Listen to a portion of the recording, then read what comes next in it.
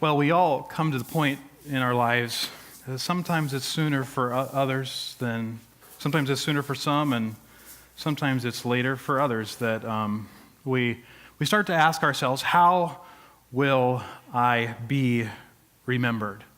The average lifespan is 79 years old today. That is 41.5 million minutes. How will those 41.5 million minutes be summed up into a single sentence or single statement or single thought that sums up our lives, who we are? Most often, our family members are the ones that are charged with the responsibility of passing on our memory.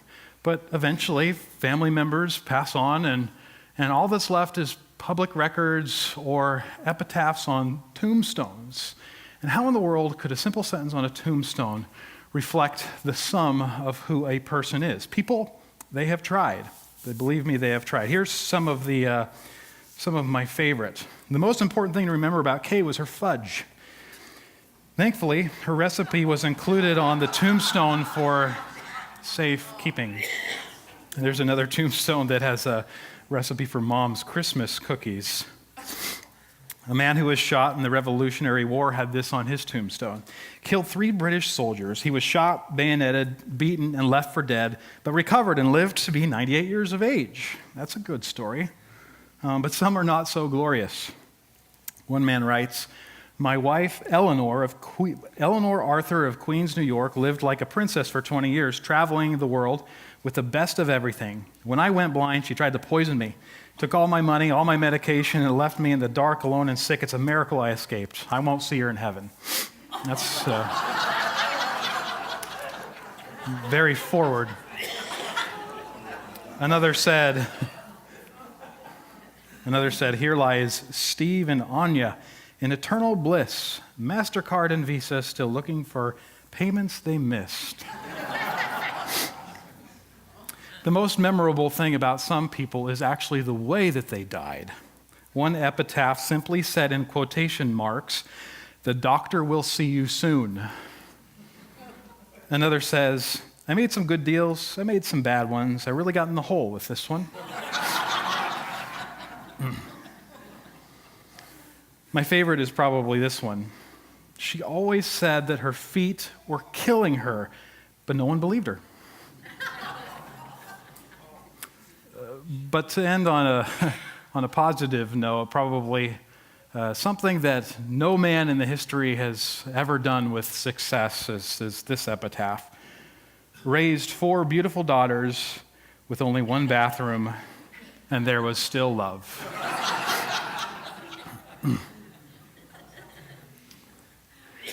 How will we be remembered? How will we be remembered? This generation, probably more than many generations, has had a passion for a cause, to find a cause that gives them some sort of meaning. They desire to feel and experience a greater purpose in their lives. So they're seeking something more. And they're asking the question, how can we take some of this 41.5 million minutes and do something greater with that time that God has given us? To answer that question today, we're going to dig into Colossians, a book in the Bible, chapter 4, verses 2 through 6, to see the direction that Paul points us in. Colossians chapter 2, verses 4, Colossians chapter 4, verses 2 through 6. We're just going to look at the first couple of verses to start out with. "Devote yourselves to prayer, being watchful and thankful, and pray for us too, that God may open a door for our message, so that we may proclaim the mystery of Christ, for which I am in chains. Pray that I may proclaim it clearly as I should."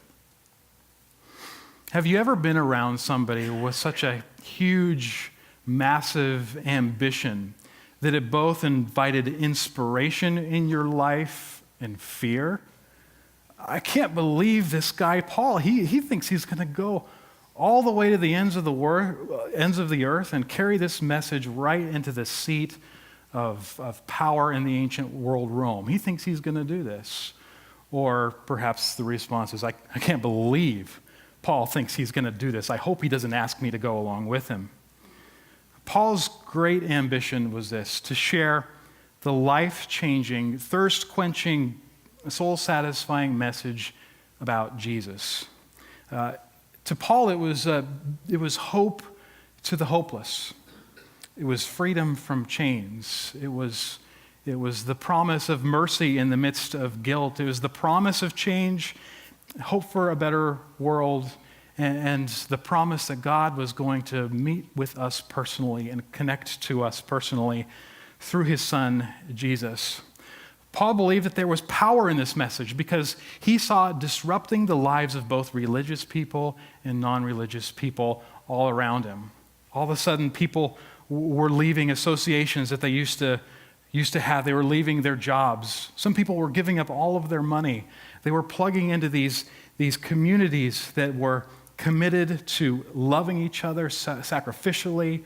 And Paul was like, wow, this is a great opportunity to franchise. He was the Billy Graham before there was a Billy Graham. And just like Paul, there is no greater impact, there's no greater difference that we can make than to share this life-giving message in a big way as well. Paul ended up being a part of something that changed the world, but it's worth noting that his specific request shows how much he had to depend upon God to accomplish this great feat. When he got to Rome, he shared the message there, and eventually that message would circumvent the world. But Paul still recognized that he needed prayer. He needed to be dependent upon God for two things. Number one, that God would go before him and open doors and open hearts for people to listen and embrace the message, but also that he would share the message accurately and faithfully. What about us?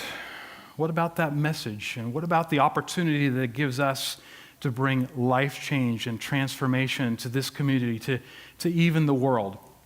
If you have a pulse, and I hope you do, you're anything like me, there's part of you that probably just pushes back a little bit. You say, you know what?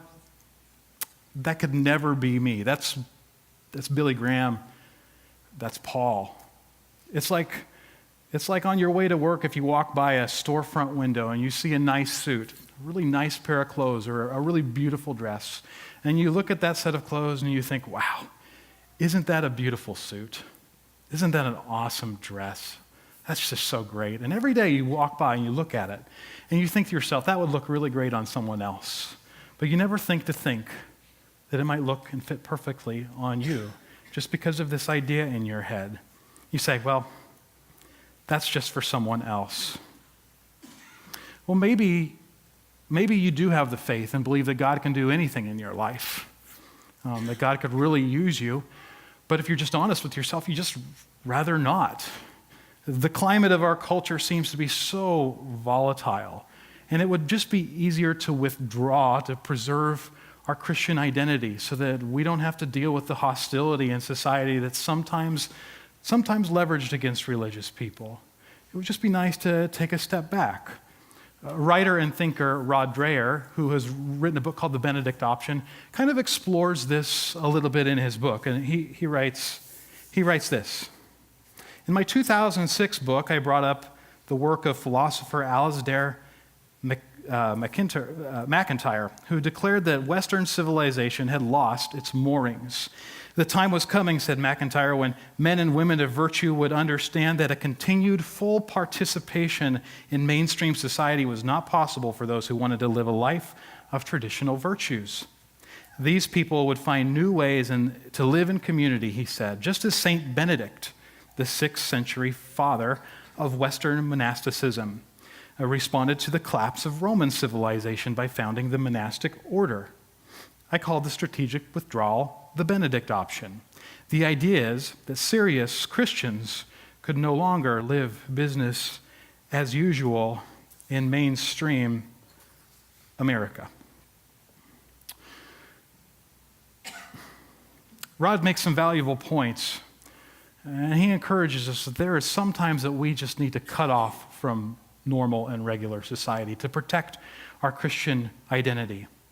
But the challenge and the question for us is just how cut off should we become? And is the Benedict option the Jesus option? These are questions that we have to ask. Maybe there's some of you here that you just aren't so noble. And you just realize that people are a little bit difficult and they're kind of a pain. So you don't want to deal with them. Maybe you've experienced that or on occasion as well. But probably the biggest challenge that a lot of us face in this issue of making a difference in the world by sharing the message of Jesus is simply time. I don't have enough time. You don't even relax when you're supposed to relax because your work is just going to build up on the other end. Vacation for you sometimes isn't necessarily a real thing. And it's all because of the expectations of our society to have the perfect job, the perfect family, the perfect salary, the perfect everything. And we strive, but we have no time. And we romanticize about a day when we're just going to have an afternoon to fulfill some of our spiritual responsibilities. And sometimes those days come, but more often than not, we find ourselves using that afternoon for something different instead. We want to make a difference with the message of Jesus with the 41.5 million minutes that we are given in this life, but sometimes it just doesn't feel like it suits us. It threatens our Christian identity. It's too difficult to work with people, or we just don't have enough time. Is there a way forward? Is there a way forward in all this? Well, Paul continues in Colossians chapter 4, and this is what Paul says. Be wise in the way that you act toward outsiders, making the most of every opportunity and letting your conversation always be gracious, seasoned with salt, so that you may know how to answer everyone. Can I just make a few observations about this? First, he says, be wise to outsiders. That word outsiders really stands out because what Paul is not mincing words here. Paul believes that there is a difference between people who are truly following Jesus and people who are not. He draws a line. And Paul would recognize that there are times that we just need to spend with those people so that we can be filled and so that we can grow. But this was not an excuse for Paul to create a holy huddle around us, as some might call it. And instead, Paul assumed that the Christians on a regular basis were mingling with outsiders and having conversations and positive relationships with them. So Paul, for Paul and for the early Christian faith, to disengage when there was no physical threat was not the Christian way. Be wise towards outsiders. How? Paul gives us two hows. First, by seizing the moment. In the Greek, that term is redeeming the time, seizing the moment. Of the 41.5 million minutes that we have, a lot of that's given to sleep, a lot of that's given to eating. But all Paul is asking us to do is to seize a moment. For some of us, God might be asking more. He might be asking for a whole day a week. He might be asking for an afternoon. But for everybody, it's simply the moments that we can take that will make a difference and can transform a life. Secondly, Paul encourages us to be wise towards outsiders by letting our speech be gracious and seasoned with salt. Few people love a plain hamburger. I'm sorry if you are one of those, I insulted you. A few people love a plain, flat, ketchupless, cheeseless hamburger from McDonald's, like one of those monstrosities. Have you ever? You know what I'm talking about. But sometimes that's exactly what our conversation with outsiders can be. It's simply, how's the weather today? Well, weather's good. What do you think the weather's going to do tomorrow? Well, I hear the weatherman says this, but you can never trust the weatherman. Okay, nice talking to you. Real deep conversation there. But Paul says instead that our conversation should be gracious. That word, when it's in the Greek, when it's attached to speech, it means attractive. And he qualifies that by saying seasoned with salt. That was an expression that the Romans used in Paul's day to talk about wittiness and inventiveness. Can we have deeper conversations with people? Can we think about how we can talk to people in better, more meaningful ways? You know, one of the most surprising things about this set of verses is that Paul presumes that people are going to ask questions when we do this, that we're going to have to give an answer for this kind of lifestyle. And so when we say, you know what, I could never do something like that, sometimes we think that God is only expecting us to be confrontational towards people and create awkward situations. But that's not what he's doing at all. He's just asking us to have attractive, pleasing, meaningful conversations where we might sprinkle it with talk about our faith, but it's not pushing people. Because what they're going to do is they're going to be responding with questions. They're going to look at that lifestyle, they're going to look at that conversation, and they're going to have meaningful follow-up questions like, why do you think that way? Or, you really seem to care about people a lot. Were you always like that? And when those questions come up, those are opportunities that we don't force, that we don't try to create, but God opens up those doors for us. When our hearts say, that could never be me, God says, everyone can do it. When our hearts say, I've just had enough with people, God says, say something beautiful to them. When our hearts say, I don't have enough time, God says, seize a moment. Just seize a moment. And when our hearts say, I'm afraid that I will lose my way, God says, I can keep you distinct and connected to different people. How can we make a difference? How can we all make a difference with this message?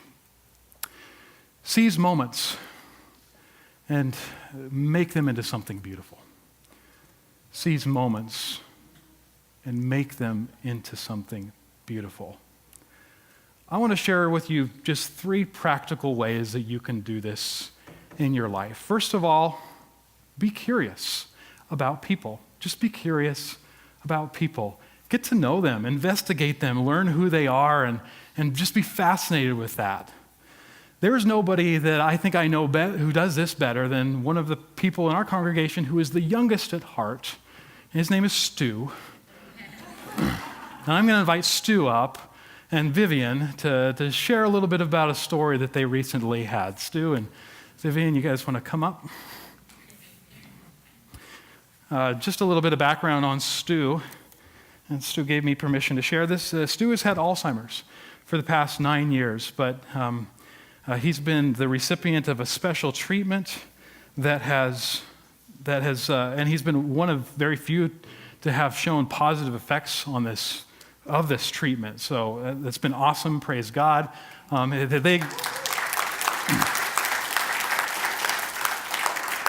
These guys are so special that when they've been doing research on this drug, they brought him all the way down to Harvard to be interviewed by all these famous people with PhDs, right? The only PhD I've ever owned is a posthole digger. But I'm going to come and interview you guys. So, Stu, let's start with you. Okay. I'm going to give you the microphone. You shared a story with me a little while ago about just a special connection that you made with somebody. Can you share that with us? Sure. Well, we live close. Just a little closer to your... Okay, how's that? We live very close to a pub, and we're in an apartment house down close to the Oval.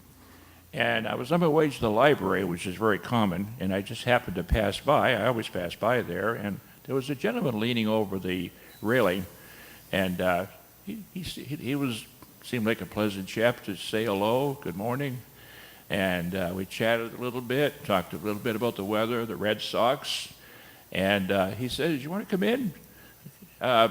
Well, actually, what I really feel like, it was a very hot day as we've been going through, as you know, and I said, what I really am, I'm not a drinker, but I sure could go for a nice cold Coke. So come on in, I'll give you a Coke. So he offered me a Coke, and we sat down and chatted a little more. And after a few minutes, it was the opening coming up very shortly when he would open officially. I went on, and so I would go by once in a while and still say hello, and still had the second Coke already, which was kind of nice. But it was just nice to get to chat with him a little bit. And one of the nice things is the fact that I felt comfortable about this is because even though I wasn't a drinker, I didn't want to be judged and show myself as a Christian to be judgmental. And I think that was an important point that I could make. You never know what's going to happen on your way to the library. Vivian, you shared with me a story that really demonstrated Stu's curiosity. Can you share that with us? Stu and I have been married 36 years, and he's taught me a lot about people. And we were driving along one day, and there was an ice cream stand. And Stu's motto is, you always stop at an ice cream stand. And so we stopped at this little dinky ice cream stand, and there were about 6 people ahead of us. And just then, I heard this loud motorcycle. And I turned around, and the man had a Hell's Angel leather jacket, a big, long beard, and I'm short, and he looked about 12 feet. So I just said, wow, I think I'll ignore him. And we were the last ones in line, and I was a little worried about that because Stu is so social. I was afraid he'd kill us and eat our ice cream, but that was my biggest worry. But along comes this guy, and as he comes towards us, I see Stu making eye contact with him. I'm not looking. And pretty soon, Stu turns around and says to him, I have a question. And inside, I'm saying, no, you don't. No, you don't. Don't even think of asking him anything. And he says, I've always wondered about why motorcycle riders, wear spats. And I'm like, I could tell you that. You should have asked me. And the guy says, well, and he gives the whole story about spats. And I'm like, I can't believe this. We order our ice cream, and we walk over to a long table, like a picnic table they had. And pretty soon, here comes this guy, and he looks at us. Now I'm sure he's going to kill us. He looks at us, and he said, could I sit with you guys?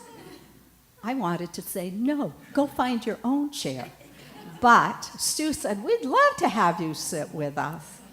And really, the moral of that story is I learned that no matter what it looks like on the outside, people are people. It was a wonderful lesson that God used Stu in my life one more time. Vivian, can you tell us why you think Stu is this way? Why do you think he is like this? Stu was blessed with a wonderful father, and I had the pleasure of meeting him before he died. His dad loved people like Stu loves people, and he had the ability to go up to somebody who was an IT person and to say, oh, you two are IT people. And so, of course, normally the other person would say, where do you work? And the conversation would go on. And I know his father had a tremendous influence on him. And really, if I were to tell the truth, he had an influence on me. Sweet man, just loved Stu and was a great father to him. And he loved people like his son. Thank you so much. Why don't you give them a round of applause?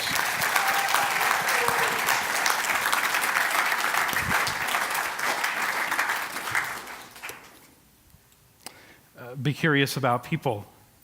It's amazing what can happen. And it's also just amazing how, when you think about Stu's dad, how we can have an impact on others to help them be curious about people too, and get some interest and create an opportunity to seize a moment and make something beautiful. The second practical tip that I would like to share is find somebody at your work, your school, even here at church, whom you don't particularly like, and have a conversation with them. Yeah, you heard me. Just don't all come talk to me after service at once. I'm going to be really insecure about that. Let me share a story with you of a friend of mine who shared an experience on social media just recently. In my new house, the guy who lives across the street keeps parking right in front of my house instead of on his own side of the street. I was kind of annoyed. I thought about if I park my trailer and car there, it will force him to start a new habit of parking on his own side. Then today he parked there while I was out mowing. So we introduced ourselves. He said, if I ever need him to move, just let him know, as he was complimenting me on how well I can back up a trailer. I started to feel bad about my annoyance towards him. I asked him some questions about who he was and who all lived there. He explained that he is just there temporarily, helping out his buddy and his buddy's dad while the dad is dying of COPD and lung issues. They're trying to keep him in his house, his own home, for as long as possible. He tries to keep some of their parking open in front of their house because several times they have had to have an ambulance come and get the dad. And he wants to make sure that the paramedics have access. At this point, I wanted to crawl into a hole and hide. Such a good reminder that we have no idea what is going on in people's lives. We don't know what trials and circumstances they are facing. It was the reality check that my heart needed today. The truth is, we have impressions about people, and our ideas start to form and get rock solid, and those impressions aren't always wrong. But when we settle on those impressions, and when we create a barrier for the potential that God can bring for that person to discover God. And we miss the worlds of potential in that human being who's created in God's very image.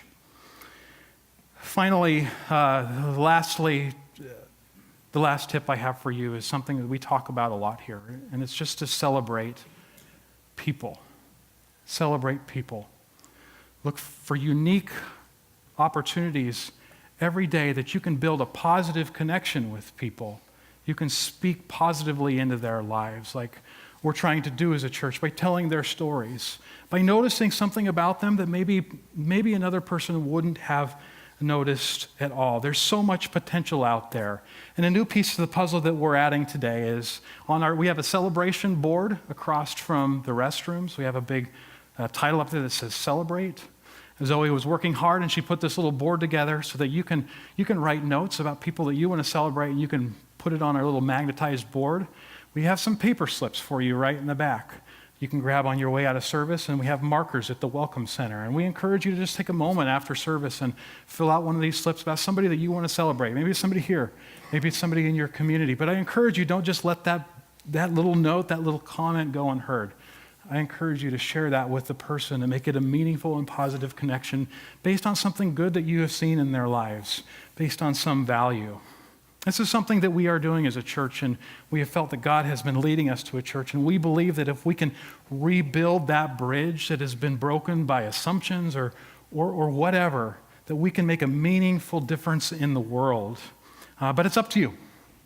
It's up to you as individuals to help us to accomplish this task and create a space to know the loving kindness of Jesus by celebrating them. The table is set. The wind is at your back. All you need to do is just open up your sails. How will you be remembered? Will it be your fudge recipe? Will it be the foot pains that you had that everybody else ignored? What if it's something more? What if it's for something more? What if on your epitaph it says, I wouldn't have known the depth and meaning of life if she hadn't come across the road and just expressed appreciation for my garden? Or what if it's something like, my life changed when that person came and asked me a question about my motorcycle? Life is filled with hundreds of moments every day. Most of them, we just let them pass by. Seize moments and make them into something beautiful. You never know when one of those moments is going to open up a door for the message that changes the world. Let's pray. Father, we thank you that we are not alone in this.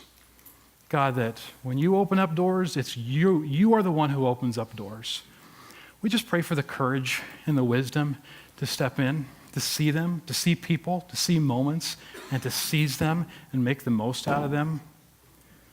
God, we ask that you take, if there's a spark in this congregation, if there's a spark in our hearts, Lord, that you would take that and that you would light a fire to help us see people, value people, be curious about people, and open up doors to opportunities that we would never have expected to have had they not happened. Lord, move us today. God, help us to see people and have amazing, beautiful, attractive conversations with them. In Jesus' name, amen.